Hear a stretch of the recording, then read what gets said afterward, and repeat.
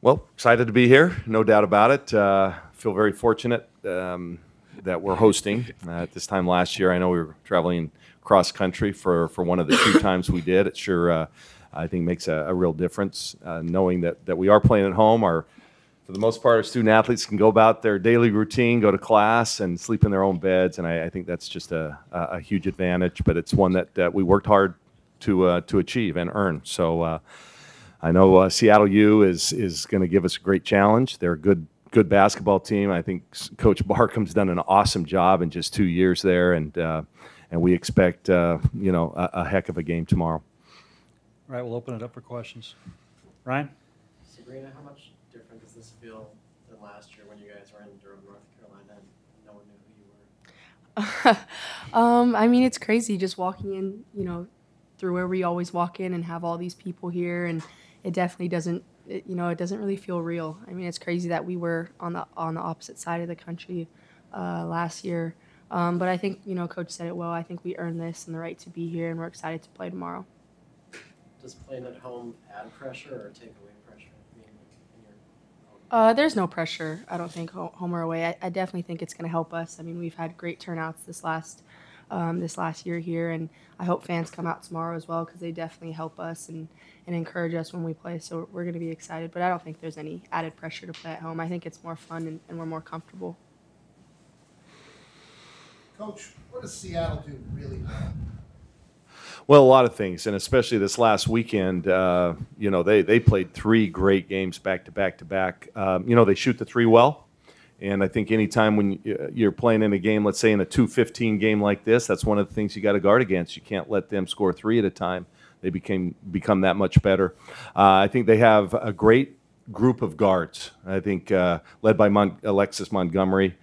She could play in our league, no question about it. And what makes her tough is that she can shoot it. She can shoot it off the dribble. She can get to the rim. She's strong. She gets second chance points because she's good on the boards. And then Sanders, I think the freshman. I mean, she played really, really well last week. So 3 really good guards. They play hard, and I think they scheme well, you can tell, and they execute well offensively. So it's a pretty good squad. Pretty good squad. AJ? Ruthy, what did you guys learn about yourselves as a team through the Pac-12 tournament and playing in those really close postseason games? What lessons did you learn that you now want to carry into the NCAA tournament? We definitely focused on our defense during the last season, and just so we can grind out games and we don't need to give up a lead all the time. And I think we did really well doing that in the Pac-12 conference. So hopefully it keeps going. That's Ryan? Ruthy, you guys have created a lot of memories this year, but where does the last 30 seconds or whatever it was against Temple rank in your time here? Pretty high. I mean, just the whole point of me messing up the hedge and then being able to redeem myself at the end. It was definitely one of the best and most nervous plays I've done. Did you guys kind of take a deep breath after that Temple game and just kind of playing with house money and get on that run there? I mean, it was super fun. We all took a deep breath. I think we had fun and we played well, and hope we do the same thing this year. Jonathan? Kelly, you've talked about it all the time about being really good and also really young. Have you ever had time to sort of sit back and think, wow, this is amazing what we're doing, how far we're going with still a lot of sophomores and freshmen? No.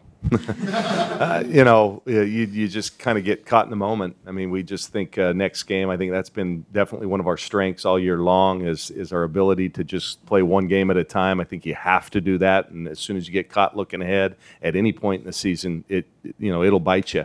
You look at our 4 losses that we had this year. The next game, each one of those occasions, we came back and played really, really well. And so I think we've been able to just, turn the page and continue to move on. As far as the youth thing, yeah, I mean, this is a pretty experienced team. They've played in 4 NCAA tournament games. So even though they, by class, are young, they're pretty experienced when it comes to postseason. So, I don't think that's an issue. But no, as a coach, as soon as the last game is over, then you have a chance to kind of sit back and reflect. But when it's going on, it is, nose to the grindstone and what's next. Coach, what about health-wise? How have you guys sorry. No, you go ahead. Okay. Health-wise, are anybody banged up from Pac-12 tournament? How's everyone feeling coming in this week? Well, I think this time of year everybody's banged up. You know, you're just kind of, I don't know if you ever saw the movie Johnson Family Vacation, but if you have, you know what I'm talking about. At the end of the long cross-country trip and back, as soon as they pull in the driveway at the end of the show, the Escalade or whatever they were driving just completely breaks down. And I think we're, you know, like every team, you're to that point. You guys haven't seen that? No. Cedric the Entertainer? He was Dad of the Year on that show. Anyway, I just think that's where everybody's at. So relatively speaking, yes, we're healthy. We do have some, you know, some players who've been out the last couple of games that will not, you know, come back. But for the most part, yeah, we're healthy. Sorry about the movie reference. Yeah.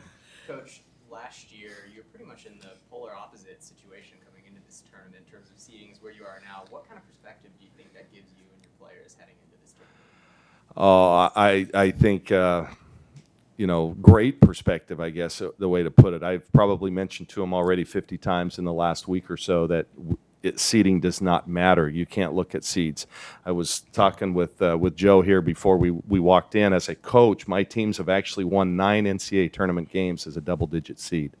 So if anybody can understand and understands that, it's me. And so we've talked to this group over and over again about, hey, we were the ones in the hunt last year, and now we're the ones being hunted. So we have to understand that. And again, I think these guys are so focused on just how we want to play and what we need to do that we're not as worried about who we're doing it against.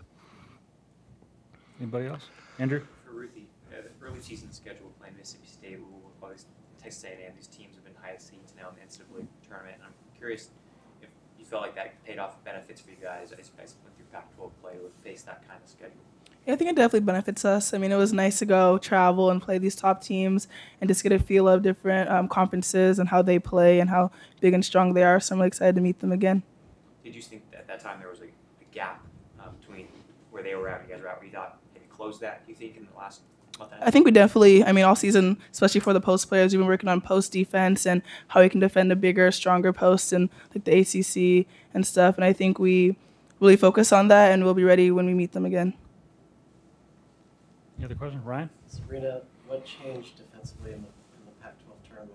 Kelly said that was the best 3-game stretch you guys have had. I mean, I think a lot of things changed, but I think our mindset was definitely something that changed. I mean, physically, we're capable of doing that every night against any team. I mean, we have so many weapons. We're so long, semi-athletic.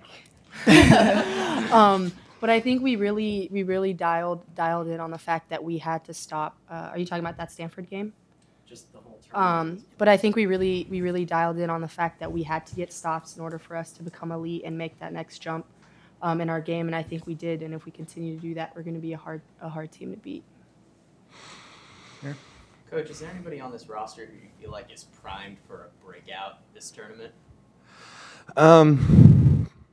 You know, I have confidence in every player that's on the roster, and at some point, and I tell them all the time, you know, that you never know when it's going to be your time to step up and make a big impact. So honestly, last year I remember in the NCAA tournament was Audie Gilden, just was huge for us. Mallory McGuire played great in a few of those NCAA games. So I think you know, I have just great confidence in a lot of our different players. I'd hate to predict.